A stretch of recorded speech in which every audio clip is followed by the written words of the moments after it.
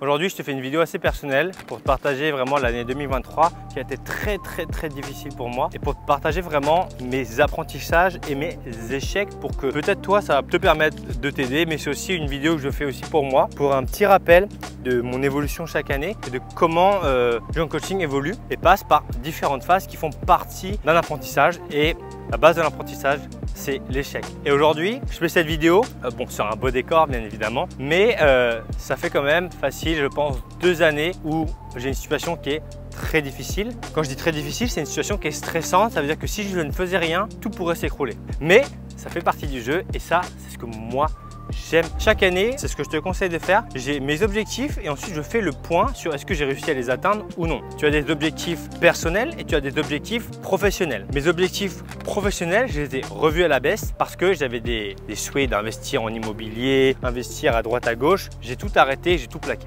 Je t'expliquerai pourquoi dans une prochaine vidéo si jamais ça t'intéresse. Et ensuite, sur le côté perso, c'était de voyager un peu plus. Donc j'ai fait Cape Town, donc Afrique du Sud, Paris, Bangkok et j'ai fait Lombok. Je n'ai pas énormément voyagé, mais j'ai quand même voyagé. Donc là, l'année prochaine, ça va être de faire plus que ça. Sûrement un de mes goals, ça serait quand même de me remettre au ski. Enfin, de me remettre au ski, de commencer le ski, je n'ai jamais fait. Sûrement peut-être février, chose comme ça. Et de voyager encore plus. Sûrement refaire la Thaïlande, notamment Phuket. Qu'est-ce que j'ai d'autre? Pourquoi pas la Chine? Le but, c'est pas de remplir une to-do list avec le maximum de choses. Remplis vraiment uniquement les choses dont tu estimes que c'est très important pour toi et que tu serais satisfait d'avoir accompli ça durant ton année. Ce qui a été difficile, c'est que j'ai pas mal de personnes dans mon équipe avec qui je bossais depuis pas mal de temps qui sont partis.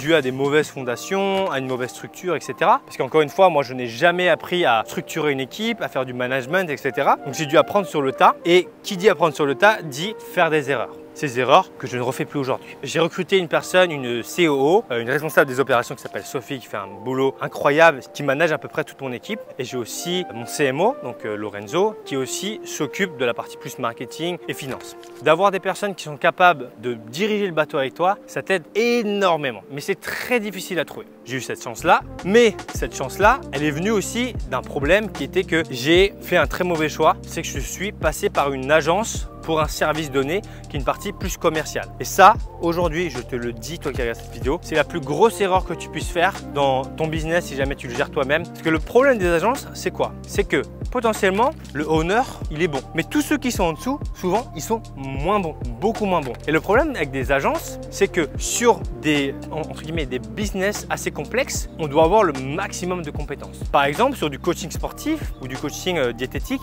être bon, c'est assez simple. Il n'y a pas besoin d'énormément de choses pour être bon en coaching. Ça reste souvent les mêmes problématiques qu'on va résoudre et les mêmes patterns. Par contre, sur un business, c'est souvent différent. Et c'est pour ça que c'est très important d'avoir une personne qui est très compétente dessus. Et en fait, je me suis rendu compte qu'elle n'était pas compétente, mais que j'avais donné toute ma confiance en cette personne et donc que j'allais m'en séparer. Qui dit se séparer d'une agence dit recruter derrière. Et donc, j'ai dû recruter, etc. Et donc, au lieu d'être coach, j'ai passé presque le clair de mon temps à recruter des personnes, à faire des erreurs de recrutement. Et donc, ça m'amène vraiment à une chose importante, c'est que aujourd'hui, pour réussir dans n'importe quel domaine, regarde qui il y a autour de toi et surtout, regarde qui est là dans les moments difficiles. De manière générale, compte uniquement sur toi. Ne dépends jamais de quelqu'un. Ah, mais c'est à cause de lui, j'attendais qu'il fasse ça, machin. Non. Pour moi, tu peux être capable de tout savoir faire un minimum et ne jamais rejeter la faute sur quelqu'un et d'être 100% responsable de tout ce qui t'arrive. Si tu réussis, c'est grâce à toi.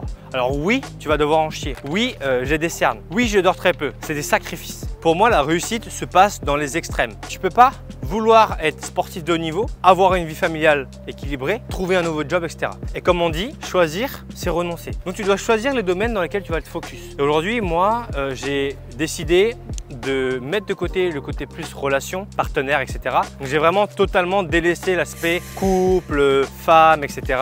pour vraiment me focaliser sur l'entrepreneuriat, sur mon développement personnel, ça veut dire lecture, apprentissage et le développement de mon business. Par contre, j'ai vraiment mis l'accent, encore une fois, sur le développement de ma personne. Donc ça veut dire la danse, le surf. Là, je vais essayer d'apprendre le ski, apprendre le fait de recruter des personnes, de manager des personnes, d'apprendre le leadership, etc. pour vraiment engranger un maximum de compétences. Et après, par la suite, une fois que tout ça, ça sera fait, acquis, potentiellement, j'aurai plus de temps pour justement, pourquoi pas me mettre en couple. J'ai totalement délaissé ça, même si 2 ans avant, j'étais avec quelqu'un qui s'appelait Mona. Ça s'est très bien passé. Après, elle a déménagé, etc.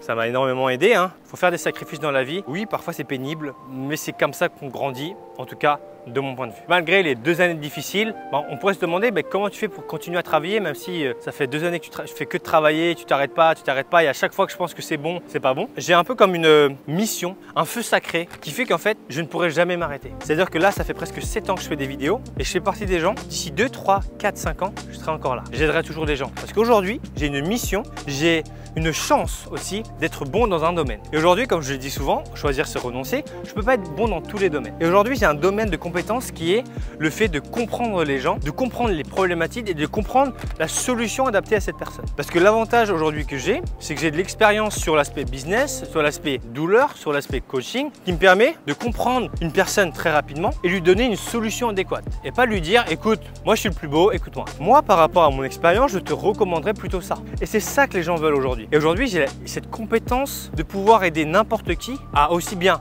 mincir, mais aussi bien reprendre sa vie, on va dire, professionnellement. J'ai vraiment ce plaisir et cette dopamine quand j'ai quelqu'un qui vient me voir et qui me dit « Thomas, tu as changé ma vie ». Et je pense qu'il n'y a rien de plus gratifiant dans le monde que d'aider les autres. Pourquoi on aime bien donner à son chat une bonne nourriture? Parce qu'on a le sentiment de bien faire. C'est pour ça que les marques en profitent d'ailleurs. Oui, on prend un petit truc Whiskas, c'est plus cher, machin, et du coup mon chat, je prends soin de mon chat, etc. Alors parfois c'est la même dope, c'est la même sensation qu'on essaie de donner à quelqu'un. Alors j'en ai aidé des milliers et des milliers, mais de voir qu'elles me disent ton programme il est incroyable, merci d'avoir fait ce travail, bah ouais, ok, je sais pourquoi je me lève, je sais pourquoi j'ai des cernes, et peut-être que quand je partirai, les gens diront bah ouais, on a eu un coach, c'est un asiatique, bah lui il nous a quand même plutôt aidé, regardez ses vidéos, c'est ce qui moi m'anime aujourd'hui, c'est ce feu sacré qui fait qu'en fait, fatigué, j'ai dormi 5 heures, et là il est 9 heures, ça fait 3 heures que je tourne, je suis fatigué, je transpire, c'est ok. C'est ce que toi tu dois trouver dans ta vie, c'est ce feu sacré. Malgré vent et marée, tu as toujours la pêche, tu as toujours l'énergie d'aller vers l'avant et de faire plus. Tant que tu n'as pas trouvé ça, en fait tu vas te réveiller le matin, faire un job que tu n'aimes pas, acheter des choses que tu n'aimes pas, pour plaire des gens que tu n'aimes pas et mener une vie que tu n'aimes pas. Alors que la vie, elle est courte et donc tu dois faire des choses que tu as envie. Le temps passe tellement vite. Et moi je dis ça, là ça fait 5 ans que je suis à Bali, je m'en suis même pas rendu compte. Et j'ai conscience, encore une fois, qu'aujourd'hui, je sacrifie énormément mon présent pour le futur. Le but, c'est de le sacrifier le moins possible. Donc aujourd'hui, pour partager un peu mes objectifs en 2024, déjà organiser des meet-up avec mes élèves, donc les élèves de mes programmes. Pourquoi pas des meet-up avec tout le monde et des meet-up avec mes équipes. Ça, c'est vraiment mes gros objectifs professionnels, même si c'est vraiment là où je suis nul à chier. Ensuite, c'est de continuer à développer Jean Coaching et d'aider encore plus de monde. Et l'aspect personnel, c'est de voyager un peu plus, sûrement de retourner en France. En fait, mon objectif que j'ai en tête, c'est vraiment d'organiser un voyage avec un peu tout le monde, avec toute ma famille, de leur offrir, voilà, pour vraiment créer une expérience. L'argent, ça vient, ça sort. L'expérience reste. Les photos restent. On prend un instant T. Et c'est ça aujourd'hui qui est important pour moi, c'est de vivre des expériences avec mes parents qui sont encore assez jeunes, 55 ans. Une façon de les remercier par rapport à tout ce qu'ils ont pu faire pour moi. Même si j'ai une vie qui est assez difficile, je n'ai pas manqué de quelque chose. En tout cas, ils ont toujours été là pour me soutenir. Et pour moi, ça c'est la chose la plus importante, c'est le soutien de ses proches. Mon père, il m'a toujours dit, fais-le, essaye.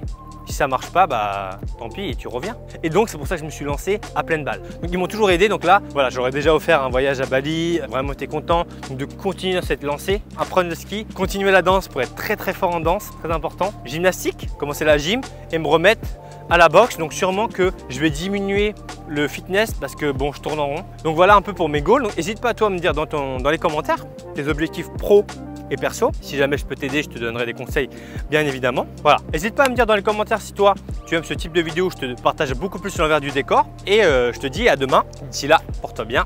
Ciao, ciao.